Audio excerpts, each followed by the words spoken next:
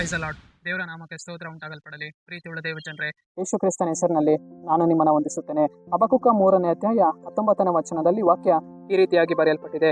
ಕರ್ತನಾದ ಯೆಹೋವನೇ ನನ್ನ ಬಲ, ಆತನು ನನ್ನ ಕಾಲನ್ನು ಜಿಂಕೆ ಕಾಲಿನಂತೆ ಚುರುಕು ಮಾಡಿ ನನ್ನ ಉನ್ನತ ಪ್ರದೇಶಗಳಲ್ಲಿ ನನ್ನನ್ನು ನಡೆಸುತ್ತಾನೆ ಎಂದು ವಚನ ಬರೆಯಲ್ಪಟ್ಟಿದೆ.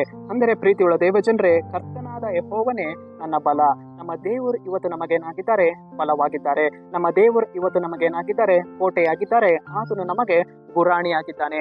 ಆತನು ನಮ್ಮ ಕಾಲುಗಳನ್ನು ಚುರುಕು ಮಾಡಿ ಉನ್ನತವಾದ ಪ್ರದೇಶಗಳಲ್ಲಿ ದೇವರು ನಮ್ಮನ್ನು ಏನ್ ಮಾಡುವರಾಗಿದ್ದಾರೆ?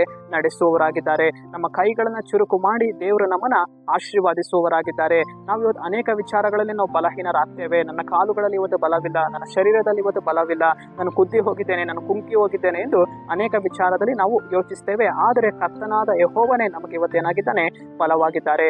ಆತನು ನಮ್ಮ ಕೈಗಳನ್ನ ಬಲಪಡಿಸಿ, ಆತನು ನಮ್ಮ ಕಾಲುಗಳನ್ನ ಬಲಪಡಿಸಿ ಚುರುಕುಗೊಳಿಸಿ ಉನ್ನತವಾದ ಕಾರ್ಯಗಳಲ್ಲಿ ದೇವರು ಇವತ್ತು ನಮ್ಮನ್ನ ನಡೆಸುವವರಾಗಿದ್ದಾರೆ. ನಾವು ಅನೇಕ ವಿಚಾರಗಳಲ್ಲಿ ಪ್ರಯಾಸ ಪಡ್ತೇವೆ. ನಾನು ಉನ್ನತ ಸ್ಥಿತಿಗೆ ಬರಬೇಕು, ನಾನು ಹೆಚ್ಚಾಗಿ ನಡೆದುಕೊಳ್ಳಬೇಕು ಎಂದು ಅನೇಕ ವಿಚಾರದಲ್ಲಿ ನಾವು ನೆನೆಸ್ತೇವೆ. ಆದರೆ ನಾವು ಉನ್ನತ ಪದವಿಗೆ, ಉನ್ನತ ಕಾರ್ಯಗಳಿಗೆ ನಾವು ಬರಲಿಕ್ಕೆ ಆಗುವುದಿಲ್ಲ.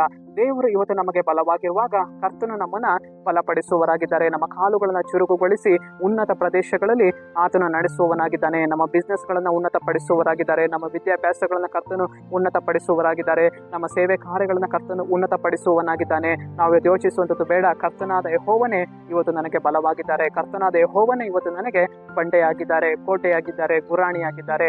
ಸರಿ, ನಾವು ಪ್ರಾರ್ಥಿಸೋಣ. ಅಪ್ಪ ಕರ್ತನೆ, ನಿಮ್ಮ ನಾಮಕ್ಕೆ ಸ್ತೋತ್ರ ದೇವರೇ. ಈ ವಾಕ್ಯ ಭಾಗ ಸಂದೇಶವನ್ನ ನೋಡ್ತಾ ಇರುವಂತ ಜನಗಳನ್ನ ನೀನು ಮುಟ್ಟು ಸ್ವಾಮಿ. ಕಾಲುಗಳನ್ನ ಜಿಂಕೆ ಕಾಲಿನಂತೆ ಅಪ್ಪ ಚುರುಕುಗೊಳಿಸಿ ಉನ್ನತ ಪ್ರದೇಶಗಳಲ್ಲಿ ನೀನು ನಡೆಸು ದೇವ.